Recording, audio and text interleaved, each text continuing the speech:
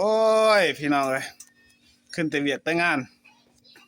มาแต่งัดเผือกงัดมันพี่น้องเมื่อยใส่ชุดแบบนี้สภาพแบบนี้ล่ะก็เลยมาคิดว่าอันสมัยอันพ่อและแม่เฮาบอกตะกี้สมัยบ่มีโทรศัพท์เนาะ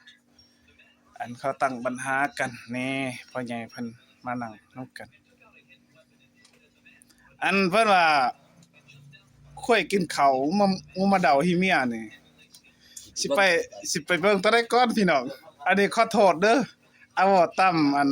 โบราณเพิ่นว่าแนวนั้นเนาะแหน่เพิ่นว่าสิไปเบิ่งตอนใดก่อนค่อยกินข้าวมาเดาหิเมียนี่สิเบิ่งตอนใดก่อนฮะ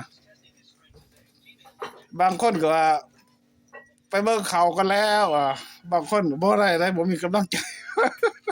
โอ้ยอันนี้ว่าความจริงนะพี่น้องอันนี้ขอโทษขออภัยเด้อแต่ละครอบครัวแต่ละท้องถิ่นเนาะใน FC ของเบา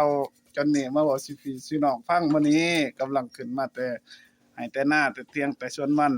ก็สภาพก็แบบนี้แหละบ่คือใน TikTok เนาะนะอันพอได้มีความคิดก็เฮ็ดก็คอมเมนต์มาได้เด้อพี่น้องเด้อเนาะก็ประมาณส่ำนี้เนาะสำหรับ FC ของอันเบาจอนนี่